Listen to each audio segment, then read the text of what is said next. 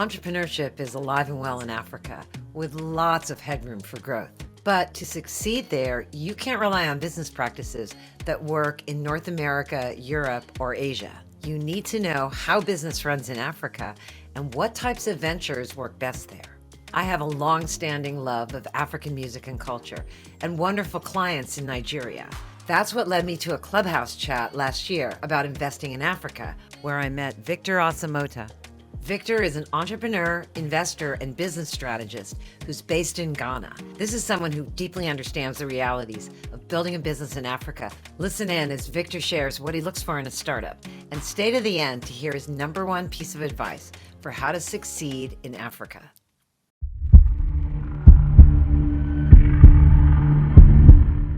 People tend to want to build for investors and what the investors think is right, rather than finding a way to actually convince people that that's actually the best thing to build. There's a whole lot of me too, everybody's trying to do what the other person has done, too many copycats and very, very little originality. And there are so many problems still left to be solved. I found out that when people are not thinking about profits, the not-for-profits are actually much more innovative.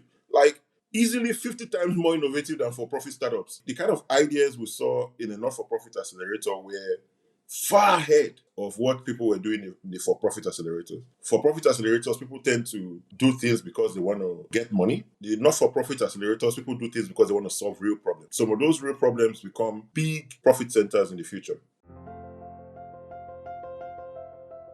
Originality interests me a lot. I meet a team that has very, very high conviction in an area where almost nobody wants to play. I want to find out if there's something they know that other people do not. And more often than not, that's the case. I listen to people who look at things differently, who have a lot of domain knowledge. Because one of the mistakes I made earlier on in investing, backing a lot of early stage entrepreneurs who had no domain knowledge and had no business doing what they were doing. It's not about the ambition of the startups or the startup founders. It's about the systems available in the ecosystem. So if you don't have those support systems, you fall straight to the ground. So what I decided to do was focus more on building those systems to actually help more and more founders and startups have a greater chance.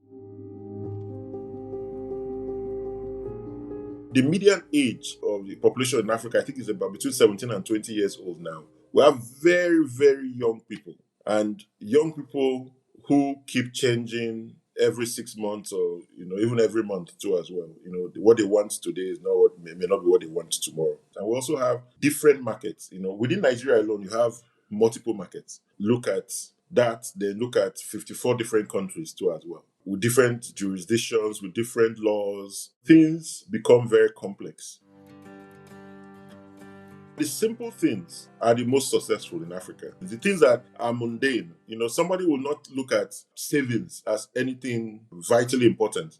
But savings is a very, very big deal. PiggyVest in Nigeria is one of the most successful and the biggest startups in Nigeria because they just help people to save money and nothing else. And this was something I was trying to tell the banks, and I also tell a lot of startups, that they shouldn't build Swiss Army knives. Build the simplest possible solution for the simplest problems, and you'll be amazed at how successful you'll become.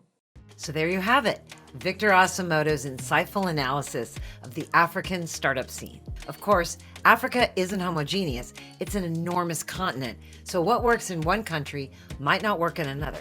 If you enjoyed this video, please give it a like. That'll help other people find it. And if you want to keep up with the latest tips for startup founders, including more great insights from Victor, make sure that you subscribe. See you next week.